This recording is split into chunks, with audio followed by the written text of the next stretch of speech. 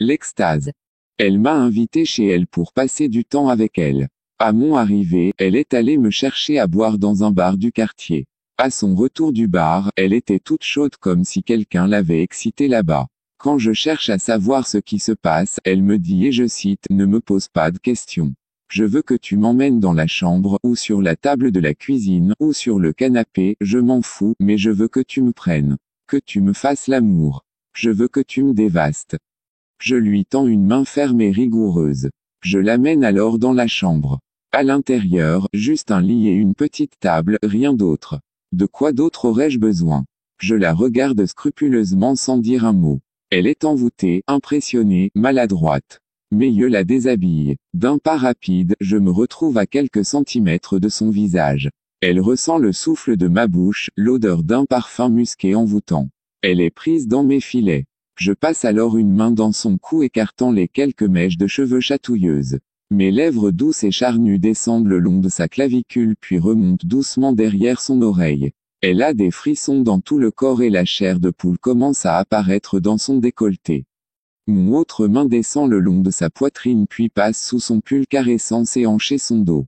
J'ôte ce barrage entre nous puis deux doigts passent sous les bretelles de son soutien-gorge. Je sors son sein de son étroit fourreau et l'air frais qui effleure alors sa poitrine lui dresse les tétons. Je pousse un rauque de plaisir à la vue de son excitation. J'ai envie d'elle, son bas-ventre se serre, elle a des papillons de désir. D'un geste brusque, je défais le bouton de son jambe puis en descends la fermeture éclair. J'enlève à mon tour ma veste et me retrouve torse nu. Elle ressent la chaleur de mon corps. Mon pantalon me tombe sur les hanches. Elle passa sa main le long de mes côtes puis se dirige directement vers mon entrejambe. Elle baisse mon pantalon afin de libérer mon membre en érection, énorme, fier. Une goutte perle déjà au bout de mon gland. Elle a envie de la lécher mais je m'agrippe à ses fesses et presse mon appétit contre elle. Je passe alors ma main dans son string complètement mouillé d'excitation. Je glisse deux doigts dans sa fente. Je la porte alors sur le lit où je retire son gland avec son string, elle se retrouve alors nue devant moi.